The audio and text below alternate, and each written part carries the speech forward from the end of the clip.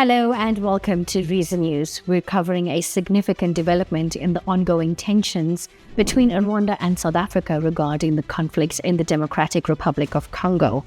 In a move that has the tech world buzzing, the founder of DeepSeek, the cutting-edge AI company, has just met with China's premier. A tragic accident has unfolded over the Potomac River in Washington, D.C. Get ready for a SuperBowl halftime show that's going to be all the stars and more. Kendrick Lamar just dropped a major bombshell. And lastly, we take a look at sport. Rwandan President Paul Kagame has issued a forceful rebuttal to recent statements made by South African officials. The controversy centers around claims that South African President Cyril Ramaphosa has warned Kagame about attacks on South African Defence Force members deployed in eastern DRC. In a series of statements on social media, President Kagame categorically denied receiving any such warning from President Ramaphosa. He stated, "President Ramaphosa has never given a warning of any kind, unless it was delivered in his local language, which I do not understand." The Rwandan leader also challenged South Africa's role in the conflict, stating that the country is in no position to take on the role of a peacemaker or mediator. He emphasized that if South Africa prefers confrontation, Rwanda is prepared to respond accordingly. 2 days on Monday and today this morning, I spoke with the President of South Africa, who sought me out to speak with me on this matter because of their involvement in Eastern Congo. And he's also there pretending to be playing a peacemaker role. And he has a force that has been fighting alongside FDLR and has been fighting the M23 on the instructions of Tshisekedi, because these are people who are not supposed to be in Congo. That these are from Rwanda, or the M23 are not Rwandans, please. These are Congolese, and one time he accepts it, then another time he says no, part of it is yes, and then the other part is from Rwanda, and these are He keeps on going. And how do we, leaders of our own countries, accept this to go on forever and just accept that we shall be manipulated by Tshisekedi or whoever is supporting him? And South Africa dares even issue threats about what is likely to happen after that, and so on and so forth. Of course, we will see what threats they are talking about. Maybe they should have done that exactly for which they have been issuing threats. They should have done it to clean up the mess in Eastern Congo, or to fight back those who have been trying to clean up the mess. So then you have the whole international community just confused. They talked about Rwanda. They talked about the Nairobi process. Honestly, even here, maybe you will help me understand what all this means. The processes became an end in themselves.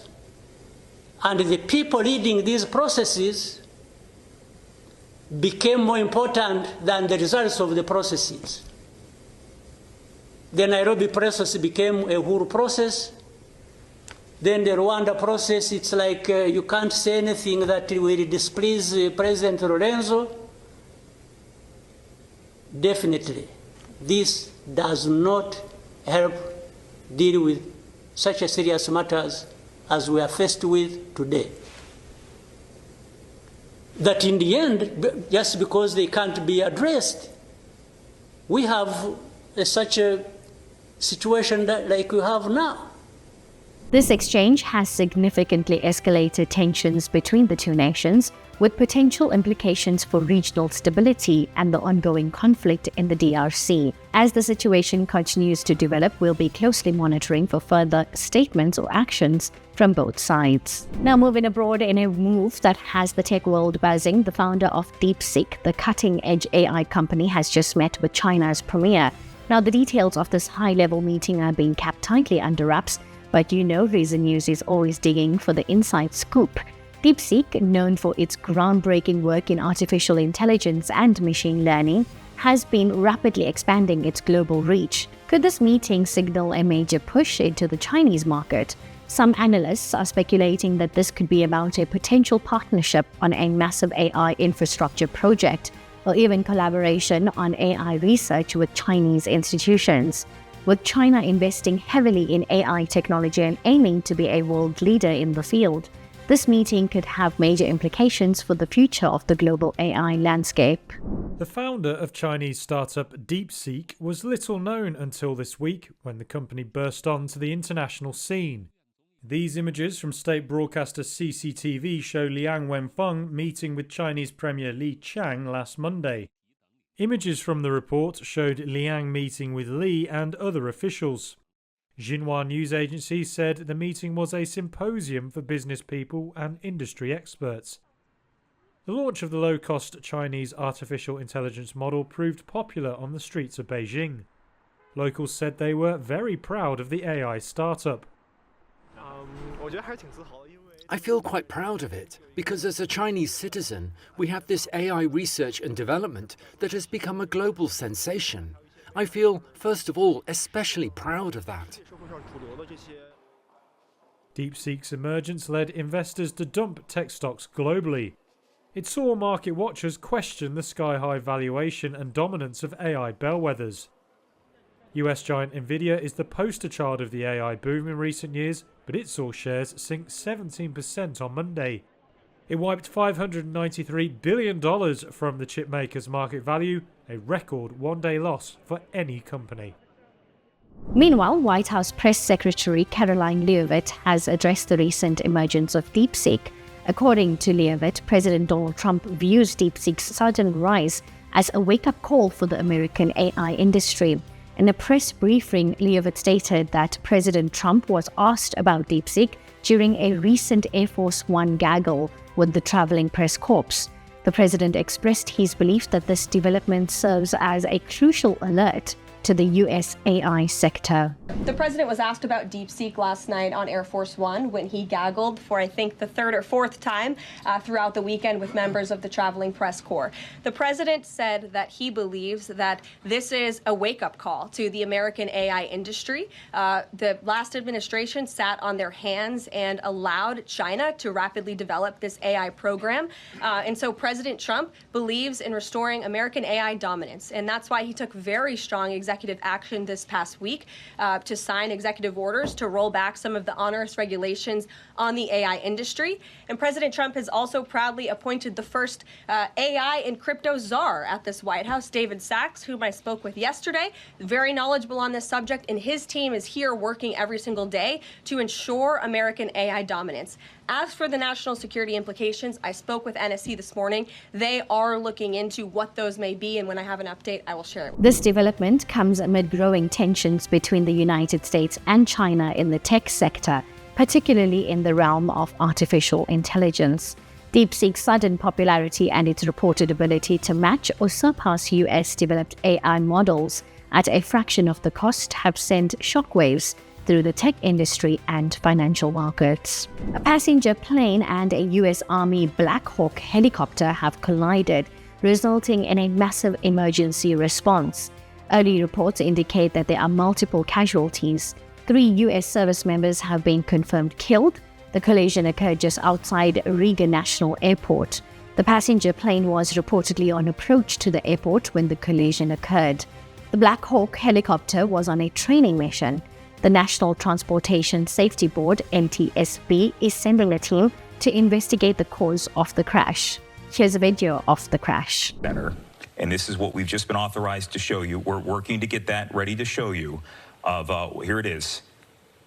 This is what's being said to be the moment that the collision happened there. Again, we're being told, here's a better angle. This is not a live shot. I want to stress, this is not a live, or is this a live shot? Or no, okay. We just want to be careful with that because we want people to know that what happened and what is happening. But this is the moment, purportedly, that a helicopter crashed, collided with what is only being called a small aircraft at this hour.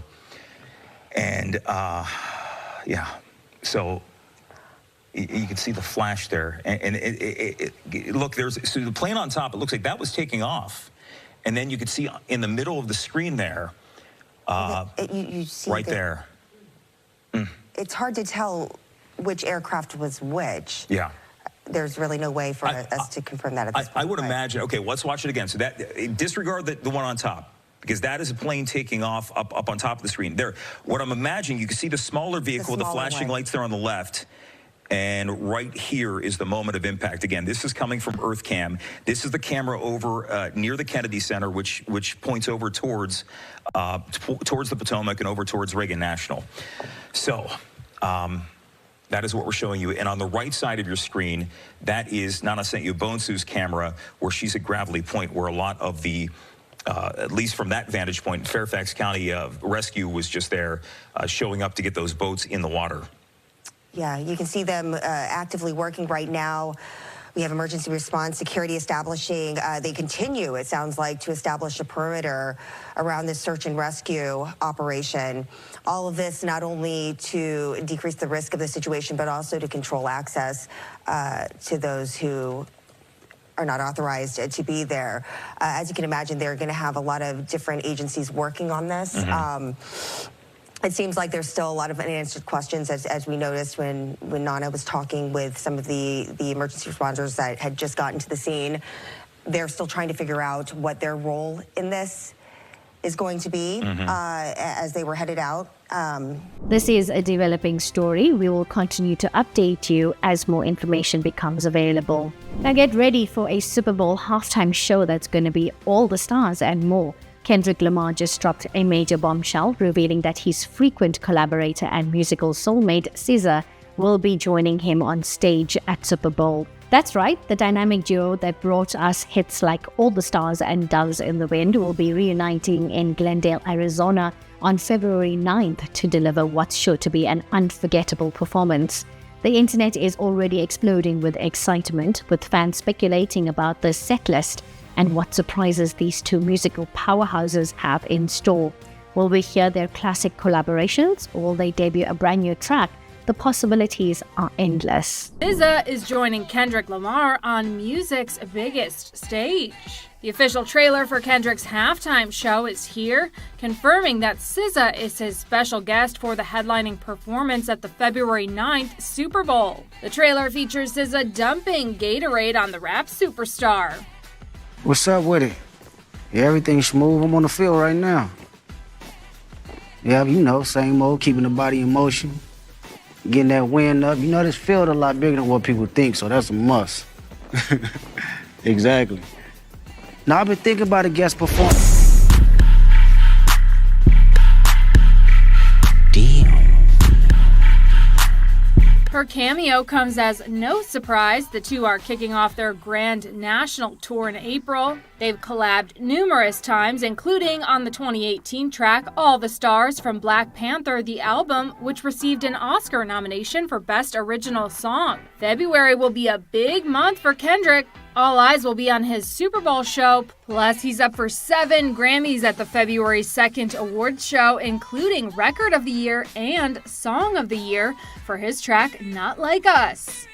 One thing's for sure, with Kendrick's lyrical genius and SZA's soulful vocals, this halftime show is going to be one for the ages. So mark your calendars, set your reminders, and get ready to witness musical history in the making. Now in the world of sport, a France side bolstered by Antoine Dupont will begin their quest to deny Ireland an unprecedented third successive Six Nations title when they launch this year's edition at home to Wales. Disciplined bowling and a quick-fire 51 by Ben Duckett helped England bounce back to win the third T20 International against India on Tuesday and keep the series alive. Australian batting great Steve Smith begins a tour of Sri Lanka just one short of entering the elite club of 10,000 test runs ahead of Wednesday's opening match. Brazilian star Neymar on Monday ended his injury-plagued 18-month stay in Saudi Arabia as his club, Al Hilal, said they had agreed to terminate the player's contract by mutual consent. The 2025 Africa Cup of Nations draw was concluded in Rabat, Morocco. South Africa were drawn against record winners Egypt in Group B. Bafana will also face fellow Southern African neighbours Angola and Zimbabwe, while Nigeria must tackle Tunisia. Hosts Morocco are in Group A and will open the competition against Comoros. Mali and Zambia are the other two teams in the group. Now, we brought you everything for today's episode of Reason News. Until then, stay informed, stay updated, and stay curious.